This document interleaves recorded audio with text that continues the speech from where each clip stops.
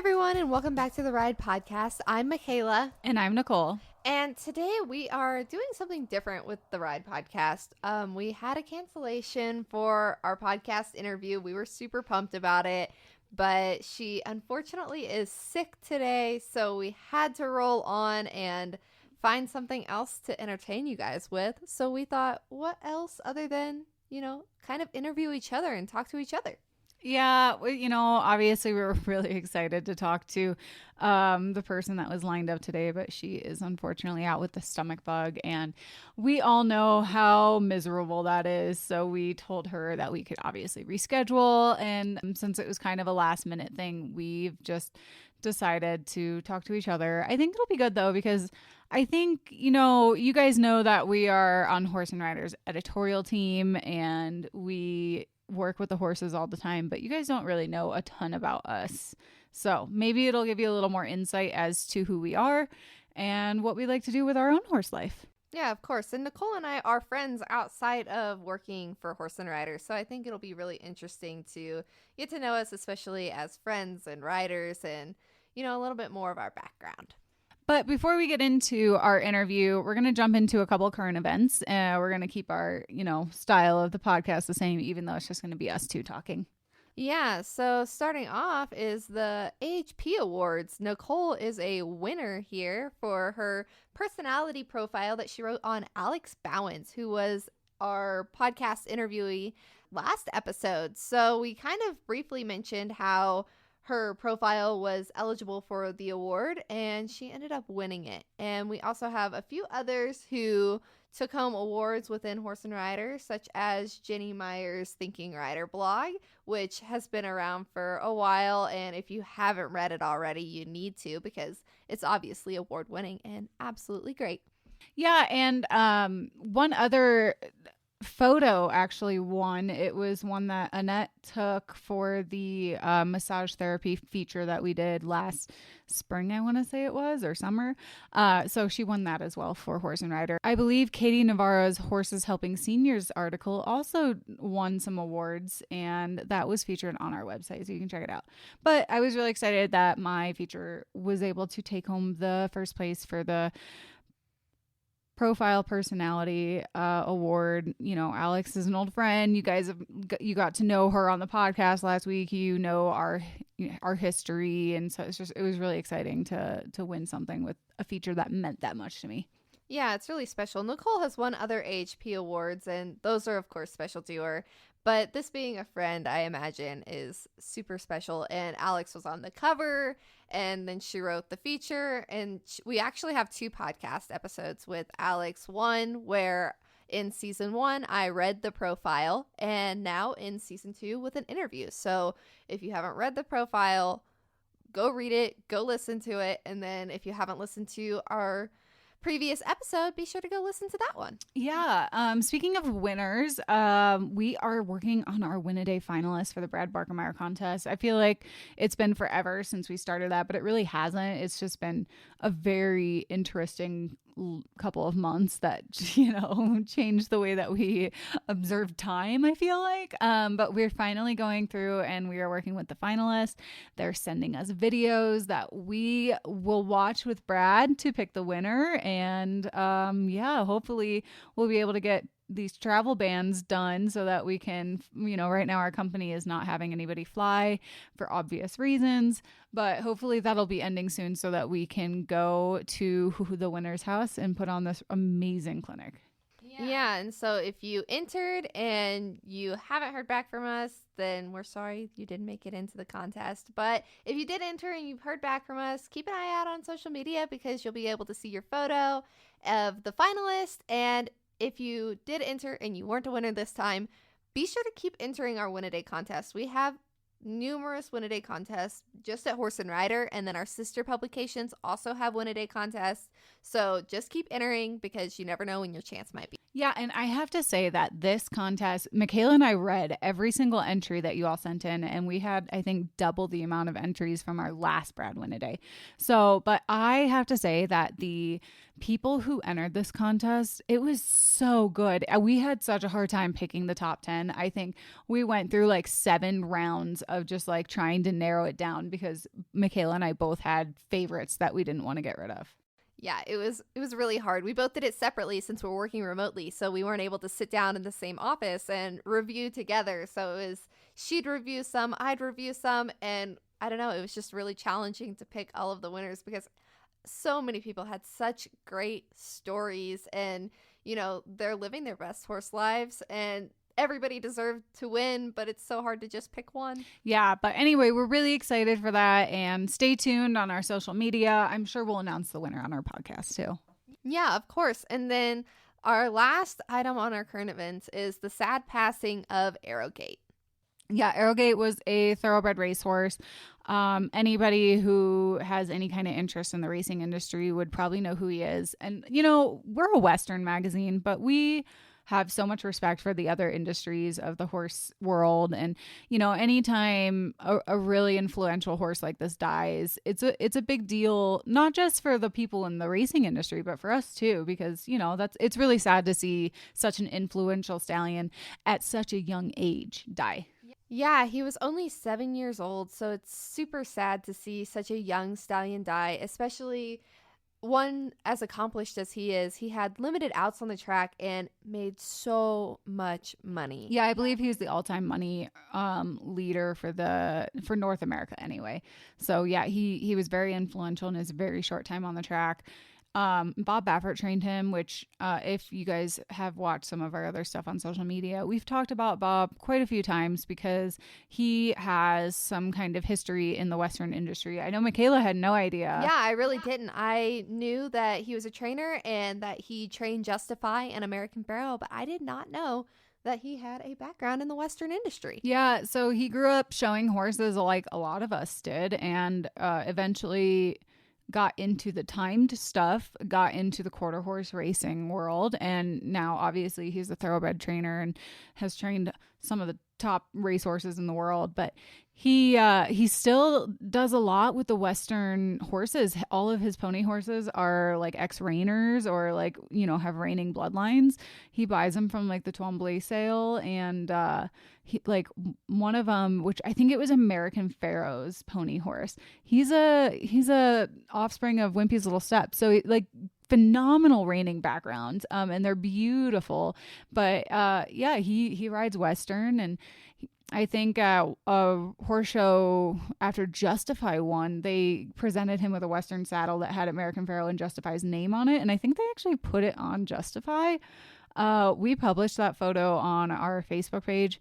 I will have to dig it up because it's really cool and it might be worth resharing.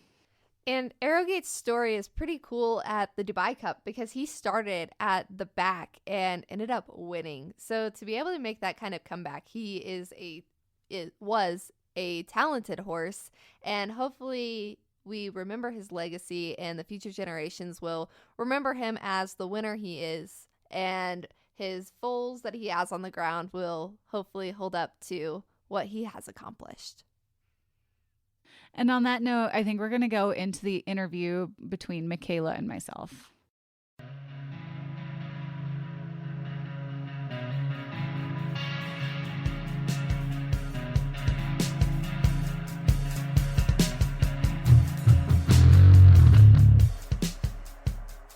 Okay, so today we're going to get to know each other a little better for the podcast. I know that we are friends outside of work, but we're also aware that you guys don't get to know us the way that we, know each other, and maybe you don't know our background with riding and showing and where we were before we got to Horse&Rider. So on that note, Michaela, can you kind of tell everybody how you even got involved with riding to begin with? Like, how old were you? Yeah, so I first sat on the back of a horse at 2 weeks old. My mom, it was actually for a photo op. My mom thought that it would be a great idea to put me on the back of a horse at dusk and take a photo with a flash.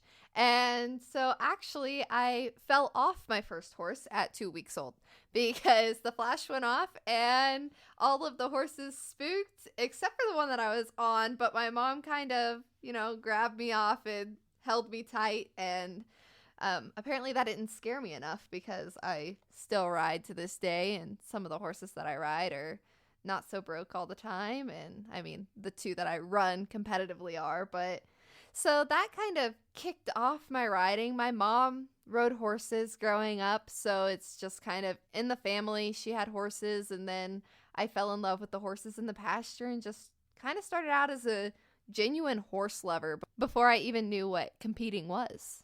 That's so funny. And actually, I did not know this about you, but we kind of have similar upbringings in the horse world. I was on my first horse at 6 months old, maybe even a little less, but that's the earliest that my mom can remember. And there's a picture of me. There was no crazy photo op that ended in spooking and what could have been a very bad situation. But when I was around 8 or 9, I broke my arm riding a horse falling off, and again, was not enough to scare me. We went. I had to. So I grew up riding, and my mom grew up riding, and my grandparents had a farm in Amboy, Illinois, if anybody's familiar with that. And so they always had horses in the pasture. They were predominantly cattle farmers. They had, they did crops, but they also had dairy cattle and then eventually beef. So they always had cattle on their property, and they always had a couple horses just to ride around. They weren't, big time show people or anything by that. But yeah, we would just saddle up a horse in the pasture and go ride. And when I was really young, my aunt decided to put us on bareback, and she was just leading us. I mean, it's not like we were, out and about gallivanting on our own. It was my sister and I. But there was a barn cat that jumped out of a bush and scared the horses. My sister and I both came off. I tried to stop myself with my hands straight out, and it resulted in breaking my arm in like a Z formation. My sister was much luckier. All she got was like a bruise on her ankle from getting stepped on. So, but when you're in Amboy, Illinois, there's not a lot of hospital options. And my mom she is a nurse. My mom's a nurse. And at the time she was working for Edwards Hospital in Naperville, which is where I'm from. And that's about a 2-hour drive from Amboy. And she made me get in the backseat of the car and drive 2 hours to Naperville to get my arm fixed and cast and all that stuff. And I just remember my grandmother sitting in the backseat holding me because I was 9. And yeah, I still remember that pain. I don't, it was like every turn it hurts. I don't know if you've ever experienced a broken bone.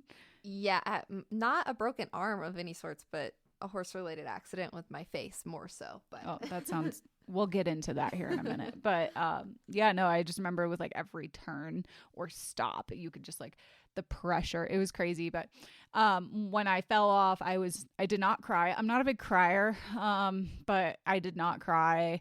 And I was more afraid of my mom finding out. And so when my aunt asked to look at my arm, which by the way, it was shaped like a Z. So like you could see the bones kind of like pushing into my skin. So it wasn't great. And I looked at her in the eyes and I said, she was like, I need to look at your arm. I think it's broken. I looked her in the eyes and I said, it's not broken. And I rolled down my sweatshirt sleeve and walked away. And that was kind of my childhood riding. Oh my gosh, that story actually is so similar to the one where I, kind of broke my face. Because I did not realize in that aspect how much we were alike, but I was team sorting, back in my younger days. I just tried all sorts of different events, and the local saddle club had a team sorting event. So I thought, we'll take some horses and go season horses around cattle and just try something new and have fun. So we loaded up horses, and my horse was pretty solid around cattle. She, had been around them a few times. My dad's horse, which was a half sibling to the mare that I rode, he, on the other hand, was not as seasoned, not as broke, but we thought great opportunity to do this. So I ran through a few horses, worked them down, and decided that it was time to get on my dad's horse. And I decided to do so in his saddle, which at the time, I think I was probably 14, so I hadn't really grown up yet. I was still a little short, so my feet didn't reach into the stirrups. So I was working this gelding around some cattle and, just messing around. I wasn't even team sorting at the time. And next thing you know, he breaks into a buck. And I rode it for a little while. And then his saddle didn't have any rough out, it was a smooth all over. So my bottom was not as sticky as I had hoped. And without any stirrups, I am no bareback bronc rider. So I came off face first and I kind of like shoveled into the ground a little bit. So I ended up fracturing my nose and then I bit through my bottom lip. And so I got up and didn't cry because, I had so much adrenaline going through me anyways. And like Nichole, I'm not a big crier. So I was so mad at this horse. And I mean, like any rider wants to do, they want to get back on the horse that threw them off. So I kind of dug the dirt out of my mouth and marched up to the horse, and I said I was getting back on, and my mom saw the amount of blood that was coming from my face and decided that it was time to go to the hospital. So I spent the night in the hospital, learned I had a fractured nose, bit through my lip, and, taped it all up. But then the next week, I made a stupid error as a teenager, and I looked over my pony as he was eating his grain, and he threw his head up and hit my nose and just broke it the rest of the way. So, yeah, I also didn't cry for that one. I just went inside and I grabbed some frozen vegetables because we were camping. So we were at a rodeo and we didn't have, an ice pack or anything. So I'm like, well, frozen vegetables, and put those on my face and went to another hospital a week later. Is that what the scar on your lip is? Yeah. I know that you guys can't see this, but it's kind of funny because I have a really big scar on my lip too because I got headbutt by a horse and it split my lip open. This was a couple years ago, so I was an adult, which is kind of embarrassing. But I do a lot of photography in my free time. I know that you guys are probably very familiar with the amount of photography I do for the magazine, but outside of the magazine, I do a lot of portrait work, especially with horses. And I was photographing a girl who I've known for a very long time, and I love her family, but they had a walk trot horse, and the horse was very, very sensitive to flies, and it was a very buggy day, and we had been fly spraying her like crazy, and nothing seemed to be helping. Well, I happened to be leading her to a position to position her under a tree, and I was getting ready to hand over the lead rope to the little girl, and right as I was like moving, she swung her head around and smacked me right in the face, and she was wearing a show halter, and the silver split my lip in half. And I chipped a tooth, but it was like it was a walk trot horse, so she was like as easygoing as it could be. It was just like she was trying to get to a fly, and I just happened to be in her way. Oh my gosh! So we have Michaela and I have very matching scars, both from horse related incidents, which is kind of funny. Yeah. So let's kind of backtrack again a little bit. And, we started off with how we started riding. So how did you get into showing horses? So when I was still pretty young, my mom, who had grown up riding her whole life, decided that it was time that we get our own horse, because my grandparents' farm was about 2.5 hours away from our house. So we didn't get to go there every weekend, and my mom wanted us to be able to ride. So we bought a horse. He was a paint horse. He was a buckskin paint, and his name was Bucky, as every other buckskin is named in this world. And my mom had just bought him for us to have and just to learn how to ride properly because, we didn't ever really have any traditional training. It was kind of just, if you can get on that horse and make it go, you go. And that was just kind of the way it was at my grandpa's. Like we would just ride in the cattle pastures. And so my mom wanted us to learn more about how to ride a horse properly. And the barn that we were at the time, we had bought the horse from them, and they showed very local level paint horse stuff. And so we kind of got accidentally introduced into the horse show world just because they were doing it kind of at that regional level and invited us to start doing it with them. And so we we rode there for a little bit, and as we learned more, my parents decided to take us to a little more competitive paint horse barn just so we could further our career. And then as that happened, then we had friends who were training with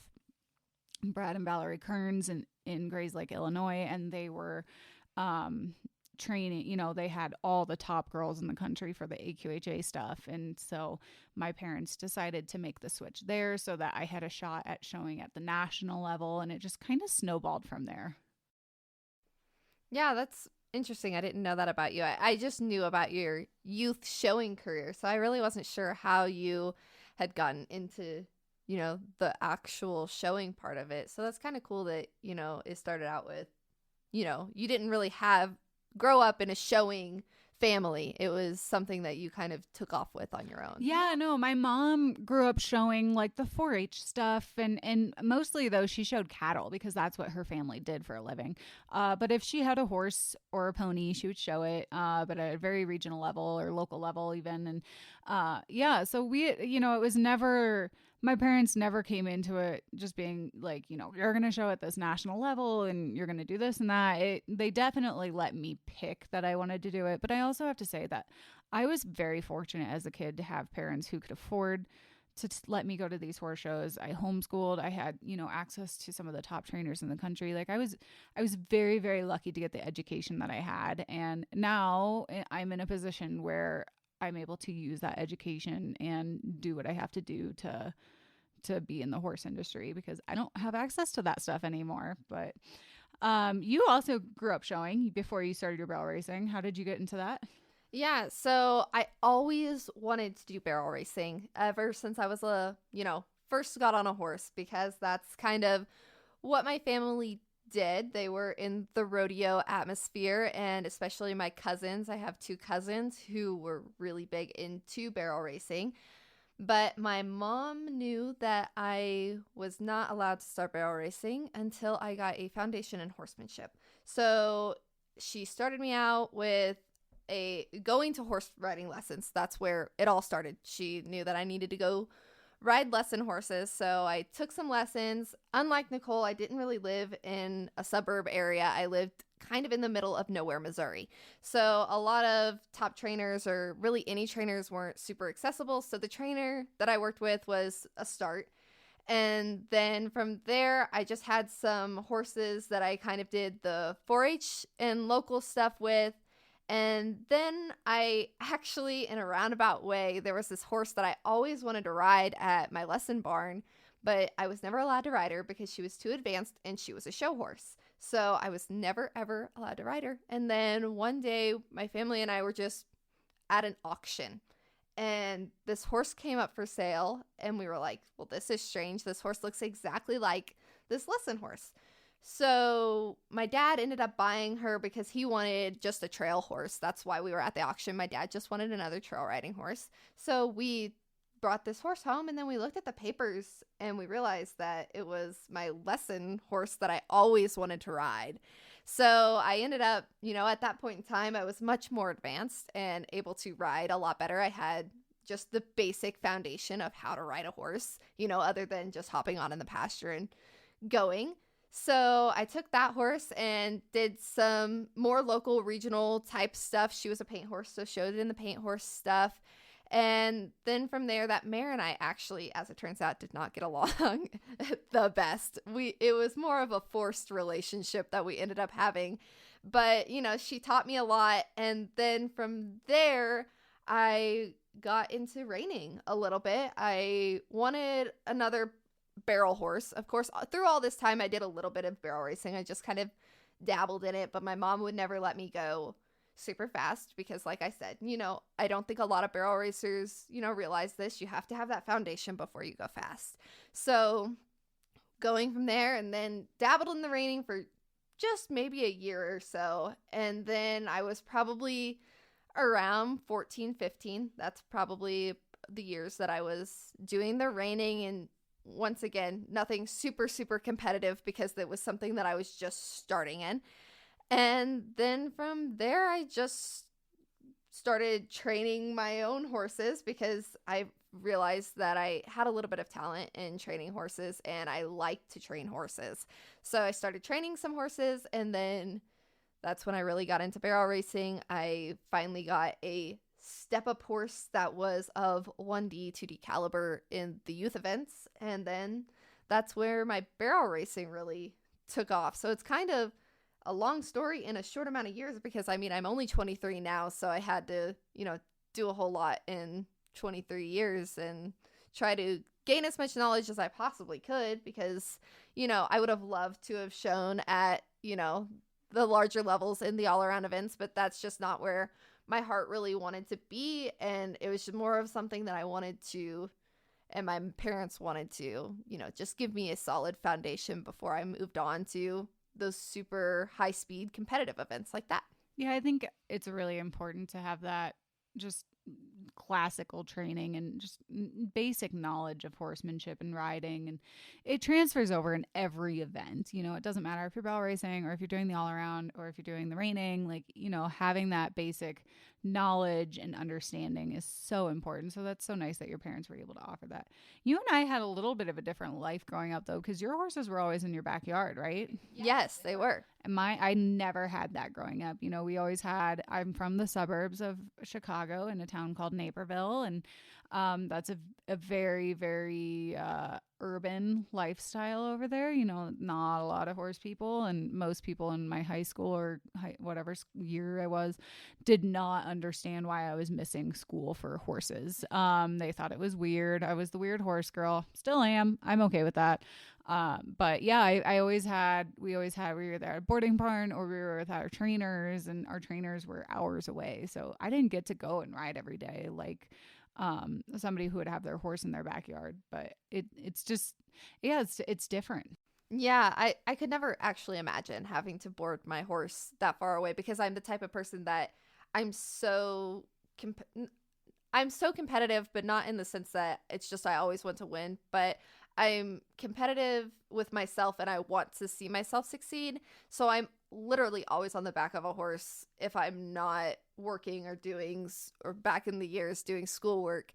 I would always be out at the barn trying to better myself as a horse person, because I felt that was the only way that I was going to continue to grow. So whether I was running out to the pasture to hop on bareback to go, for a spin on a horse, or whether I was saddling up to actually practice, I was always out there in my backyard. My parents always have had hundreds of acres. So I've had the ability to, whether it be in the arena or go trail ride, and just do whatever I wanted to do on my parents' property. Yeah, I ended up homeschooling when I was in high school, just so I could go to the barn every day and ride, because our barn was about an hour and a half away, and you had to drive through Chicago traffic to get there. So if you hit any kind of rush hour, it would take 2 to 3 hours. And so I actually homeschooled so I could have the opportunity to ride every day. But yeah, it's a lot different when you're stuck in a area where you have to board or keep your horse with a trainer.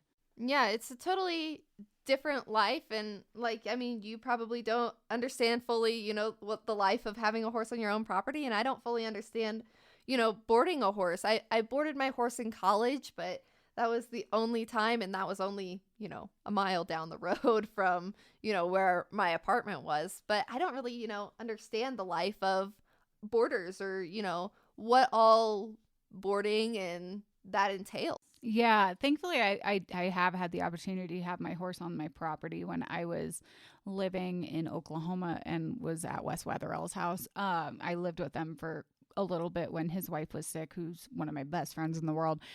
So I did have it for a little bit, but growing up I had, you don't have barns in Naperville. So it was different, but it was, what is the most memorable thing you remember about showing as a kid, or even just riding? I guess it doesn't have to be showing.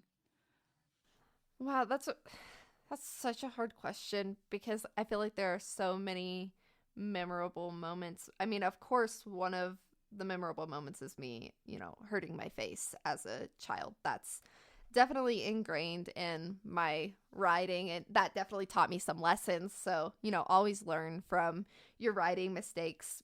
But I guess it's actually a more recent memory, and it's just something that I feel is my biggest accomplishment and my accomplishment that I hold the dearest to my heart, because we did a podcast episode of how I made it to RFD TV's the American semifinals. And I did that on a horse that had a late start to life. She wasn't broke until she was 7. And I trained her, and I have done everything with her. And she was kind of a not so great horse in the beginning. She's bred to do exactly what she does. But, doing that, and she's only been competing. This is her 3rd year competing. So she made the semifinals on her 2nd year on, competing on the barrels. So that's a memory that really sticks out in my head, and it's one of the best memories that I have.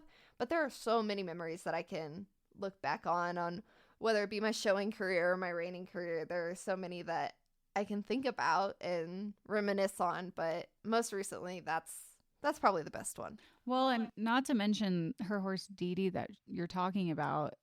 You had made a huge move that last year too, so it's not like you were just barrel racing and preparing for this event. And so really she has less than 3 years of barrel racing under her belt, because Michaela came out of college and she moved to Colorado for this job, and it's got to be hard to transition and get yourself together after a big move like that. So yeah, I mean, you had quite a bit of obstacles in your way.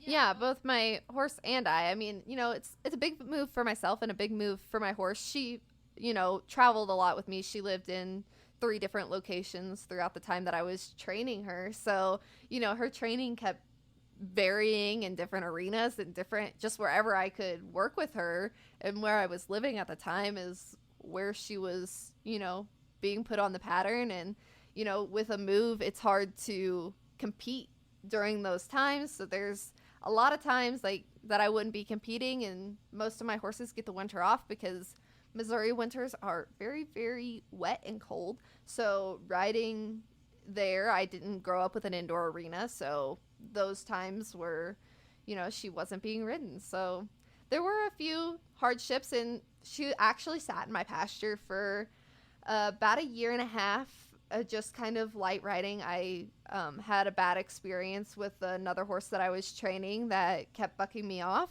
and I really had lost a lot of confidence in myself as a trainer. So I just let her sit there until I went to college, and my mom forced me to take her to college with me. And when you only have one horse to ride at college, then that's the horse you ride, and you really see a lot of improvements when you only have one horse to ride, and that's what you love to do. So what's your biggest accomplishment, whatever it is with horses, whether it's showing or, or most memorable moment?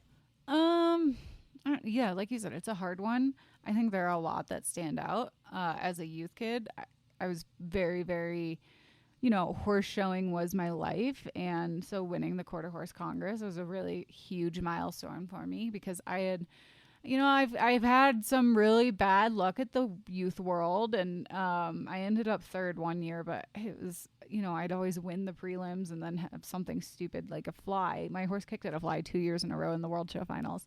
So I always had kind of a rough go at the World Show, and the Congress always seemed to be a better place for me. And I'd end up 3rd a couple times, and I always kind of sat in that bridesmaid spot and never got the win. And finally I won the youth showmanship, and I was unanimous under all 4 judges. So that was a really big deal to me as a kid. And obviously it's still a big deal now, or else I wouldn't be bringing it up. But, since then, I think, it wasn't even a win that was probably my proudest moment. It was taking a horse that I trained, and I didn't train him all by myself. I had help from Wes Weatherall, and but I taught him the showmanship all by myself. And I placed 7th at the World Show with him, and I bought him out of a pasture for almost nothing. And, competing against those girls that have $200,000 horses, that's intimidating. And I didn't have the funds or the ability to show like them. And, I had to work off my training bills and boarding bills. And, I only got to show a handful of times just to get qualified. It's not like I was going to horse shows every weekend like I would be when I was a kid. So, yeah, I think that was a really special moment too, just because, I was able to see. I went off a 4-year showing hiatus and went to the World Show and was still able to do well in a horse that I taught myself. So, and then I ended up selling him, but the person that bought him had some really, really great things to say about how he was trained and rode. And so that was a very special moment for me. Yeah, I think a lot of people would agree, though, that one of their special moments is having the success with a horse that they've trained because, it's something to be able to go and compete on a horse that somebody else has trained and put a lot of work into. And it's a lot of work to, be successful with those horses. But just the blood, sweat, and tears that goes into working with a horse from scratch and then going on and being successful, it's an accomplishment. And I think anybody who does it will agree because that's a proud moment and it's one that you should be proud of. Yeah. Oh yeah, absolutely. And I think the other thing that would really stand out to me in my life, and it's not necessarily about the horses or anything to do with them, but I used to, when I was a youth kid, even though I was very lucky to have the nice horses and the nice barn and the training, I still worked when I traveled with my horse trainer. So I would feed, clean stalls, saddle horses, clean the aisleway, all that stuff. I did a lot, and it helped kind of pay for some of the horse showing because that gets really expensive. And I was at a horse show in Virginia, and so fast forwarding a couple years, I couldn't afford horses anymore, and I couldn't get a full-time job after I graduated college because I graduated after the recession just hit, and it was kind of rough. And so I would help horse trainers at horse shows. They would fly me out to shows, and I would help them get their horses ready and their kids. And, I'm no way a professional, but that's just what I had to do to get by. And thankfully I worked for some really fantastic people who, believed in me and let me do stuff. But Robin Fred, who's an outstanding all around trainer, I think he has like 60 world championships from his customers and himself under his belt. Like he's extremely talented. He let me kind of work for him for a while, and he said, I remember one time when you were 16, I was at a horse show in Virginia and you guys were stalled next to me, and I saw you feeding all the horses every day and cleaning all the stalls and helping other customers get their horses ready on top of yours. And mind you, I was 16, so I was still a kid. And he's like, and that really stuck with me. That work ethic really stuck with me. And that's probably the biggest deal I've ever, just to have somebody recognize you in the barn doing the dirty work. Because in the industry I come from, and I hate that I have to say this, but a lot of those girls don't do that stuff. They just come to the horse show and they, get on their horse, and yes, they put in a lot of work and they ride, but a lot of them don't understand. They don't know how to put a fake tail in. They don't clean the stalls. They don't feed the horses, and that's fine. And I don't want anybody to think that I'm talking and saying that they're not worthy of what they're doing, because they absolutely are, and they're putting their heart and soul into it. But it's different. Yeah, and I think I 100% agree, coming from kind of the same, area, is that I was always out there putting in the work of feeding the horses, and, it was kind of my job, essentially. Even being like 8 years old, it was my job, my parents would say, because those are my horses. I was the one that wanted to compete, so that was my job to do that. And I know that there are a lot of people out there who don't take care of their own horses, and there's a place in the horse industry for those people, and it's fantastic, and I'm glad that they're able to do it, and glad they're able to support other people and pay other people to take care of their horses. But being able to also be behind the scenes and clean the stalls and, even saddle your own horse, it really shows a lot of the work ethic. And I think that a lot of horse people have a hard work ethic because we are, up before dawn to feed our horses. We are, out late at night, whether we're at our office job, coming home to feed, or just checking on our horses, or riding by, truck headlights because we don't have arena lights. Horse people really are dedicated to what they do. And I'm proud to be a horse person because, I belong with those people. 100%. I think we can all agree that the work ethic that horse people have is just, it's in its own world. Like you really truly have to love what you do, because I know that when I was living in Oklahoma on a farm or a barn, and Sunday was my day off, my one day off. And, you didn't get a day off if you were at a horse show because horse shows go through the weekend. So anytime that I was home and I had a Sunday off, I loved it. I could see my boyfriend. I could, do whatever I needed to do. But if a horse colicked on a Sunday, you dropped what you were doing and you're walking that horse and you're calling the vet and you're doing what you need to make sure that they're healthy. And, even on Sundays when I wasn't working, I was still turning out horses and making sure that everybody was okay, making sure everybody had water, helping Manuel, who's the barn manager, out with anything that he needed help with. And so, yeah, it's a different world, but. Yeah. Okay. So kind of shifting gears, who is your biggest mentor in the horse industry? That's really hard. I don't want to leave anybody out. And so I've mentioned like Brad and Valerie Kearns, I grew up riding with as a youth kid, and I owe them my life when it comes to teaching me how to be a showman. When I moved to Oklahoma, I started riding with Wes Wetherell, who taught me to be a horseman. I truly, truly give him all the credit in the world when it comes to really teaching me how to ride a horse, because he put me on the, old unbroke horse that, a customer that only had $4,000 to buy a horse got, and they can't even get it to walk around with its head kind of down, or somebody brought, a horse they wanted to turn into a jumper, but it was afraid of everything. So they just needed somebody to kind of cowboy around on him and just build up this horse's confidence. And, but he would also put me on horses that we're great, we're talented, but just didn't know what they were doing. And he made me break out colts. And so he truly put me on everything. And he taught me to not put a horse into your program, but to learn how to ride the horse the way that they get along with. Because you can't just like force them to ride the way that you like to ride. You have to adjust how you do that stuff. And so those people were really influential. And then, like I said earlier, Robin Fred is a good friend. He allowed me to, when I was in a place where I could not own horses and I was living in Colorado and jobless, he kind of took me under his wing and allowed me to keep furthering my career and all that. And I've recently switched to the cow horse stuff. And so, but I've taken all of those lessons that I've learned from those people and are able to apply that to the cow horse stuff now. But yeah, being able to gather from so many great horse people, that's, something to think about, and everybody should want to do that. And I know that, if you were to ask me who my mentor was, it would be really hard to pick one person, because I've had so many people that have helped me over the years and coming from so many different events that it's hard to pick just one person that I could name as a mentor, because so many have made an impact on who I am as a rider and who I am as a horsewoman. And, each of them have given me different advice, or even the same advice, that have shaped me. Who are those people? So one that really, really stands out, and he is, by means not a professional even. He's just a show parent that took the time to help me. And he helped me a lot when I was, going into the all around, and he helped me there.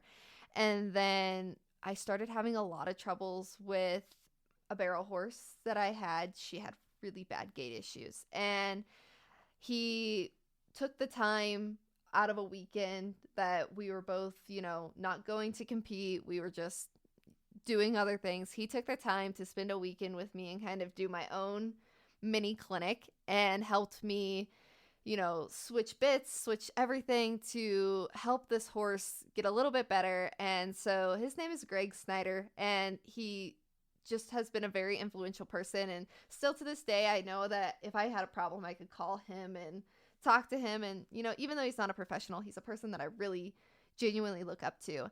Another person is Ed Wright, and he passed away a few years ago from Lyme disease, actually. And I had been to a few of his clinics, because I'm the type of person that I don't normally attend a clinic more than once, because I like to learn from so many different people. But Ed is one of those people that he was kind of like a grandfather figure, because he's one that I could go and learn something new no matter what each time I went to a clinic. And, I learned so much with each of the different horses that I took to his clinic, and his style of riding was fantastic. And I wish that I could still go to more of his clinics because he taught me so much as a barrel racer. And yeah, there are things that I have adapted because I can't ride exactly like, Ed Wright or one in particular person. I am myself, so I have to ride, adaptively. So kind of rolling off and adapting to different riding and different horses, of course. I know that you competed at the collegiate level with, the all around. So can you tell me a little bit about that? Because I don't know a lot about your college career. Yeah. So when I was in college, it was still NCAA at the time. Now I think it's NCEA, but it's still considered an NCAA sport. I was recruited to Oklahoma State University to be on their horsemanship portion of their riding team. But it was really cool. It was when I was there, I was the first or second year of recruits. It was very, very early on.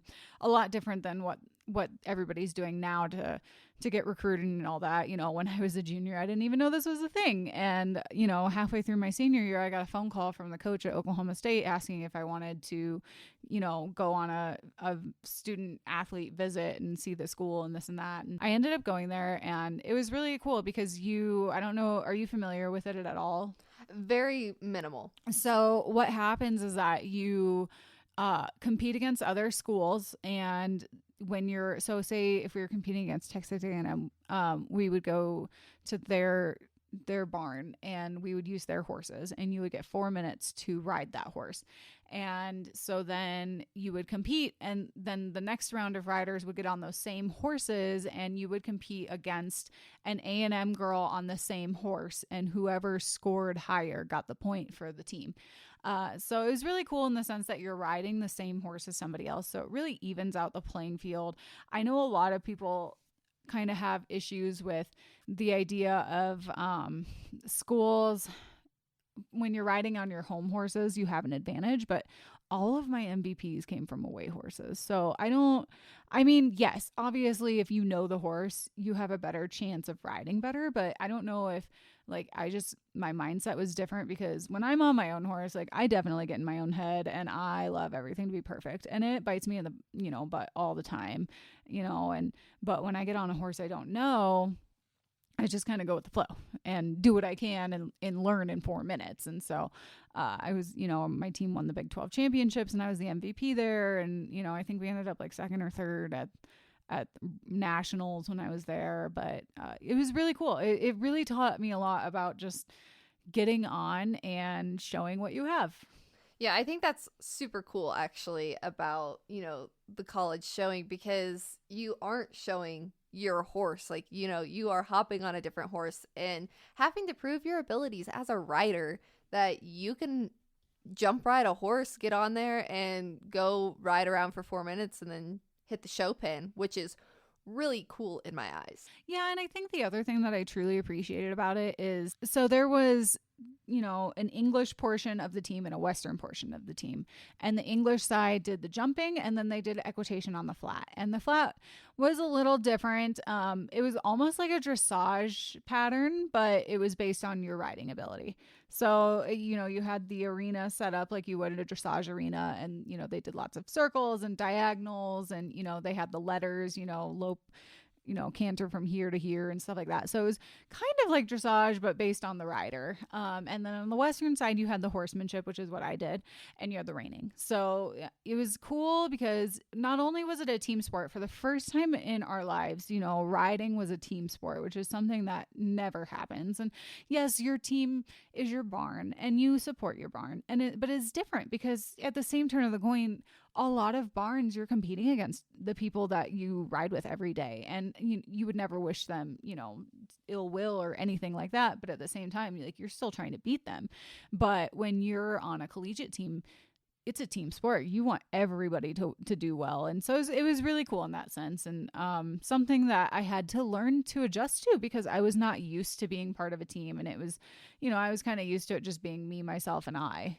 Yeah, that's, something that I've never done. I've never competed as a team. I skipped out on the college rodeo aspect. I decided that rodeo no longer was for me. So when I went to college, I just did barrel racing. So, I skipped out on the team building aspect of, competing and being on a team. But looking back, I think that's really a cool thing to have because, like you said, as equestrians, we really don't get the opportunity to be on teams very often. You have your barn, and in the barrel racing world, I have my friends and I cheer for my friends, but we're not on a team. We're just friends cheering each other on and hoping that somebody does great. But it's totally different to be on a team and really be crossing your fingers that, oh my gosh, I hope so and so does really good today because they're gonna really pull the weight of the team because I'm not feeling super great about the horse that I'm getting on or something like that.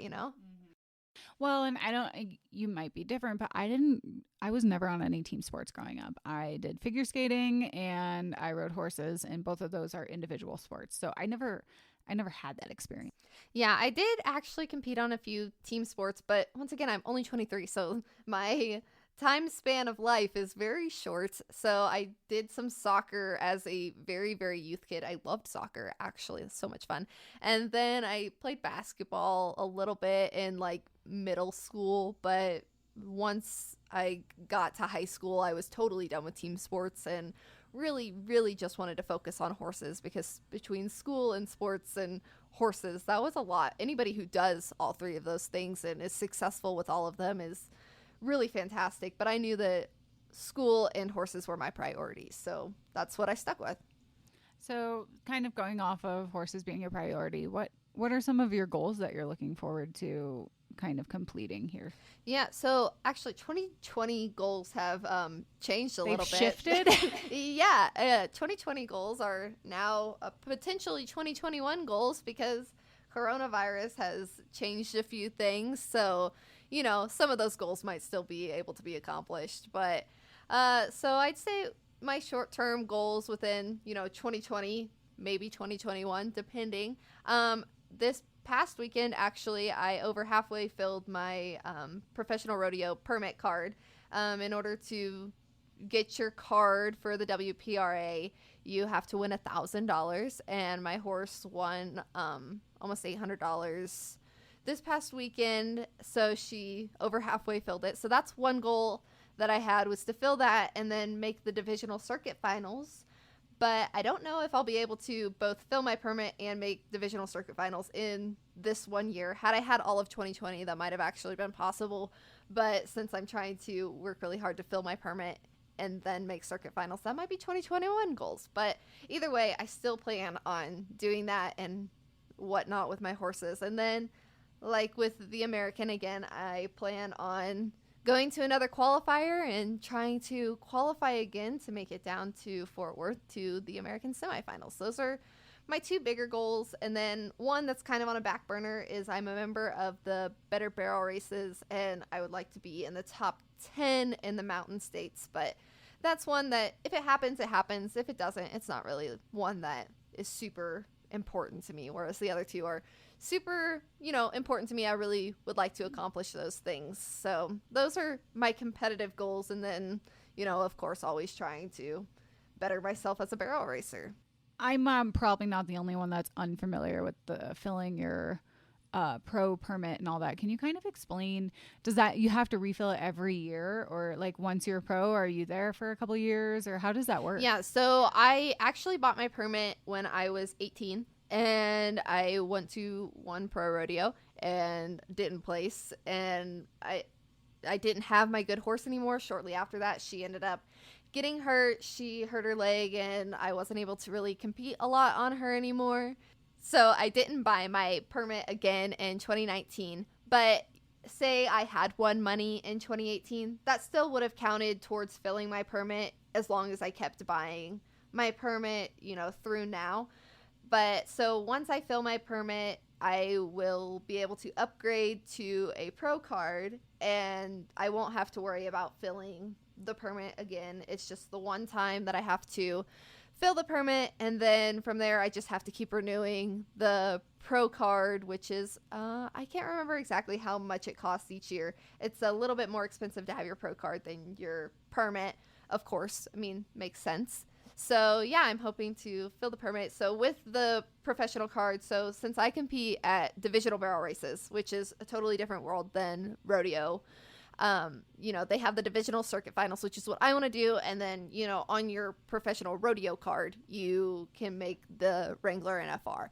And, I like to go to rodeos and I would enjoy to go to a couple of pro rodeos, but my horses and I just prefer to go to the jackpot barrel races. So that's, kind of along with that and in a roundabout way, I think answers your question.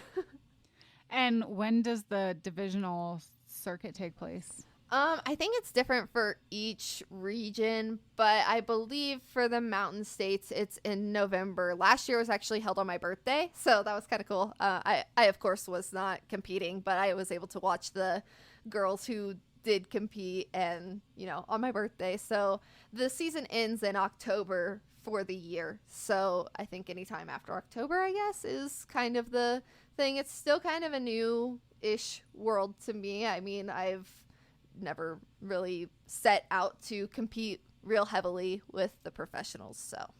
So what about you? What are your goals coming forward? I know that you have been working really hard at this barn that you've been riding at. So I just want to know your goals. My goals are pretty basic right now. It's mostly just continue to learn more about the cow horse stuff. I'm really, really thankful for my friendship with Janie, Jill, and Bill Toynton. They're non-pro riders, but they have a couple of really well-known studs in their barn, and they have this amazing breeding program. And throughout their years of this breeding program, they've produced some really great horses. And one of the horses that I ride, he didn't really have a job right now, and so they just kind of handed me the reins and were like, here, why don't you ride him? Like, we're friends. And I love going out to the barn and just riding and talking and hanging out with them, and they've been so nice to let me sit down on lessons with the professionals that come help them, and they've been showing me a thing or two on how to ride the horse that I'm riding. But yeah, I think just continuing to learn the cow horse stuff. I've been working the flag more, just trying to figure out like how it's so different. It's so different from riding an all-around horse, and even the way that you hold your hands is different. And so it's just like trying to learn all of that. And I might show this year. We're trying to figure out how I can show as a non-pro. I might lease him, or figure out how we can do that legally, because I'm a non-pro and they're non-pros. And I can't afford to buy a horse right now, but I can afford to lease one and show one, and that kind of sense. And so, yeah, I don't know. My goals are very much just continue to learn. But, who knows if I could show a couple times this year, even just once. And I haven't been in the show pen since 2011. So it's been a hot minute. So yeah, that's my goal, is to continue learning and then maybe possibly show at like just a weekend show. Yeah, well, I think being able to hit the show pin again would be a lot of fun for you. But I know that, going from not really having a horse to be able to ride to having a horse that you can go whenever you want to be able to ride has to be, a huge thing in your life, because I know that you and I have talked before, and, we both love to go boxing, and, we had talked about how, maybe backing off of boxing just a little, because we're never going to be professional boxers, but, being able to ride horses is our true passion. So I know that you're really excited to be back at that barn, and I'm so happy for you that you're able to, and at least just be riding and learning, because, like you said, those are goals in itself, because starting all over and, learning a whole new event is huge. So I think those are great goals. Yeah, and it's just so fun. It brings back a different kind of enjoyment with being in the saddle. Like, when you're showing, it's especially when you're super competitive and at that national level, it becomes a job in a sense. Even though I was a non-pro, I was never technically a professional. But it becomes a job. You go to these shows every weekend. You have this routine. You're trying to get this done. You're trying to get these points. You're trying to get this, money, payback, whatever.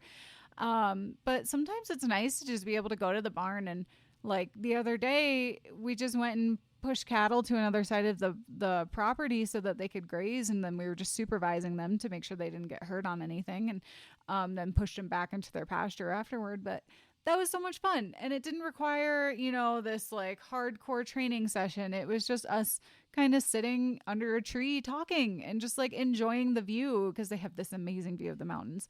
And so it's been a lot of fun. And I was a little burnt out for a little bit from the all around stuff. And for anybody that does do the all around, I love it and I have so much respect for it and the people that show there, but it just wasn't for me anymore. And so now it's kind of nice to have a new thing that I really, really look forward to doing. Yeah, and you talk about the burnout. And I mean, you enjoyed that day of not having to do hardcore training. So I know that horses love that too.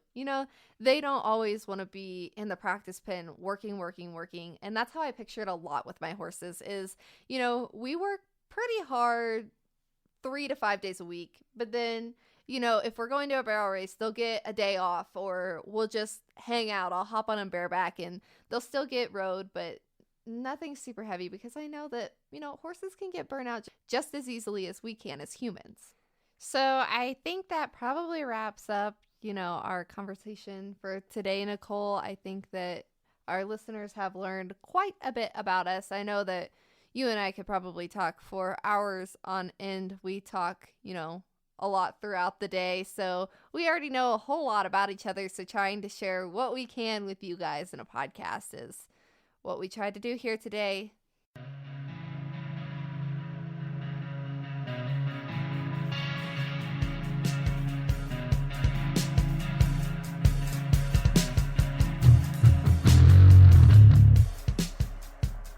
We're going to switch over to Time to Saddle Up, which is a normal segment that we have when we have somebody to interview.